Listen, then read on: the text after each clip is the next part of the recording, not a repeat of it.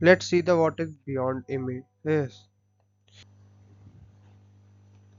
Welcome to Beyond Limits. Let's talk about the variables and data types in today. आज हम देखेंगे variables और data types क्या होते हैं। वेरिएबल्स एक ऐसे होते हैं जहाँ पे हम क्या करते हैं, किसी भी वैल्यू को स्टोर करा रहते हैं तो उसको एक नाम दे रहे हैं तो उसको हम वेरिएबल कहते हैं। डाटा टाइप्स क्या क्या वो जो डाटा वैल्यू हम स्टोर करा रहे हैं वो डाटा में इंट है, फ्लोट है, स्ट्रिंग है, क्या है। अब वेरिएबल्स क्या होते हैं इनको अच्छे से देखते हैं। वेरिएबल्स एक ऐसे नेम होते हैं जो कि कंटेनर को हम डिफाइन करते हैं, जैसे कि मैंने आपको बताया कि जिसमें हम कोई भी डाटा की वैल्यू को स्टोर करा रहे होते हैं किसी भी कंप्यूटर प्रोग्राम को उस समय इंफॉर्मेशन को मैनिपुलेट कराने के। डायनेमिक वैल्यूज क्या होती है, जहाँ जिसको हम चेंज कर सकते हैं ड्यूरिंग द प्रोग्राम एग्जीक्यूशन, उसको हम डायनेमिक बिहेवियर शो करने को कहा जाता है। ठीक है।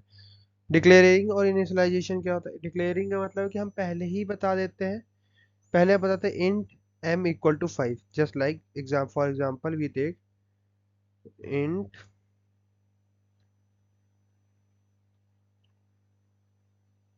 m equal to 5 5।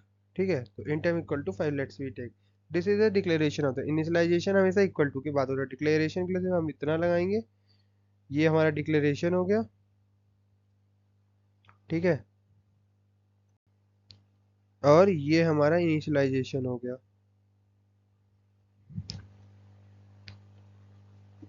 ठीक है, then we go to the another thing.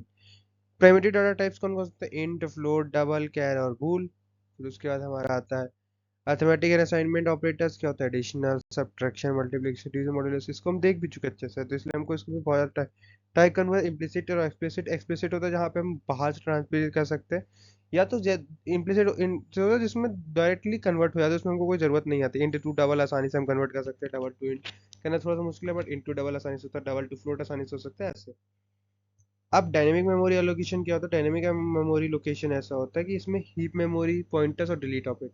Heap memory एक ऐसी मेमोरी होती है जो कि जिसमें हम न्यू वर्ड कीवर्ड को यूज करते हैं। कभी भी कोई नया एलिमेंट बनाने से पहले या नया वेरिएबल बनाने से पहले हम न्यू कीवर्ड का यूज करते हैं। ठीक है, तो उस न्यू कीवर्ड को यूज करते हैं तो हमारे हीप मेमोरी, जो कि हमको पता है कि हीप मेमोरी हमारे पास ज्यादा होती है, तो इसलिए हम उसको हीप मेमोरी यूज करते हैं। पॉइंटर्स जो होता है वो किसी भी मेमोरी एड्रेस की वेरिएबल की मेमोरी एड्रेस को स्टोर कराने के लिए यूज किया जाता है। डिलीट ऑपरेटर्स क्या होता है कि डायनेमिक मेमोरी जो हमारी एलोकेट हुई थी उसको डिलीट करने के लिए यूज करते हैं।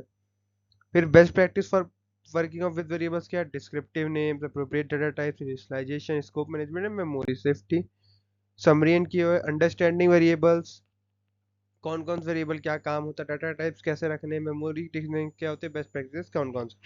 देखो, वेरिएबल्स का नाम देने का ऐसा होता है कि हमने जो फंक्शन बनाया वो उसको ही हम उस नाम से डिफाइन करें। जो वेरिएबल का जो काम है उसी को उसके नाम से डिफाइन करें तो हम आसानी से उसको समझ पाते हैं और आगे कंटिन्यू कर पाते हैं। Thank you guys.